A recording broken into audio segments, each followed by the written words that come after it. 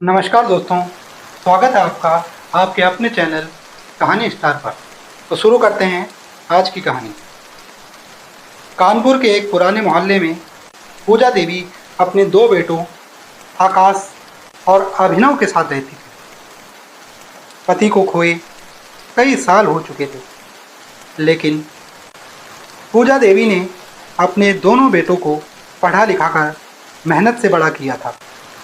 अब दोनों की शादी हो चुकी थी। शादी के कुछ महीनों बाद ही घर का माहौल बदलने लगा। छोटी छोटी बातों पर बहुएं तकरार करने लगी और वो तकरार धीरे धीरे बेटों तक भी पहुंच गई। शाम को आकाश ऑफिस से घर लौटा। जूते उतारते ही बोला, माँ, आपसे एक ज़रूरी बात करनी है। पूजा देवी रसोई से बाहर आई। बेटे के चेहरे की गंभीरता को देखते ही सब समझ गई। मुस्कुराते हुए बोली, आजा बेटा, बैठ, पहले पानी पी ले।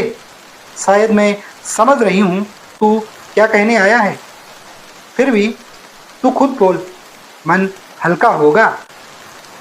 आकाश थोड़ा असहज सा होते हुए बोला, माँ, पहले अभिनव आ जाए, फिर तीनों साथ बैठकर बात करें।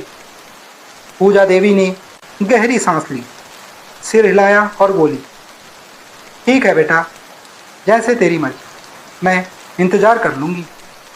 थोड़ी ही देर में अभिनव भी ऑफिस से लौट आया। अब दोनों बेटे माँ के सामने बैठ गए। अभिनव ने हल्की खांसी के साथ कहा, माँ, हम अब एक साथ नहीं रह सकते।